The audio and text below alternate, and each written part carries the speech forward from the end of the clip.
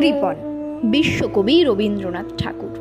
আমি ভিক্ষা করে ফিরতেছিলাম গ্রামের পথে পথে, তুমি তখন চলেছিলে তোমার স্বর্ণরথে। অপূর্ব এক স্বপ্ন সম লাগতেছিল চক্ষে মম।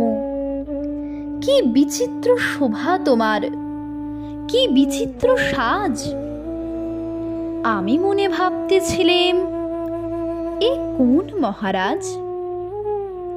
আজি শুভক্ষণে রাত পোহালো, ভেবেছিলেম তবে আজ আমারে দ্বারে দ্বারে ফিরতে নাহি হবে।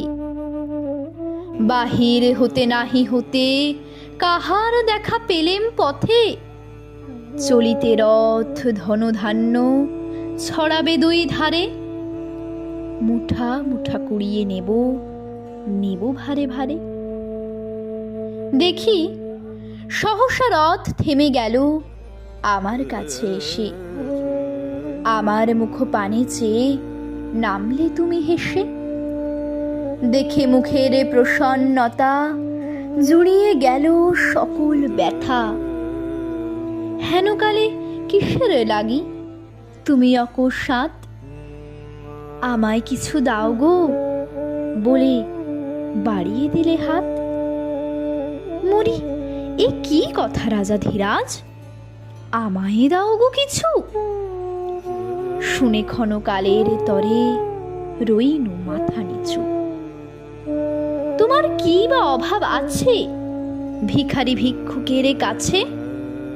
এ কেবল কৌতুকের বসে আমায় প্রবঞ্চনা। ঝুলি হতে দিলেম তুলে একটি ছোট কোণা।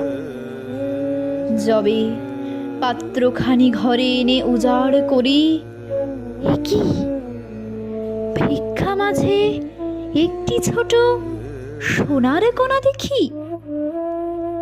দিলেম যা রাজ ভিখারি রে স্মরণ হয়ে এলো ফিরে। তখন কাঁদি চোখের জলে দুটি নয়ন ভরে। তোমায় কেন দিইনি আমার সকল শূন্য করে।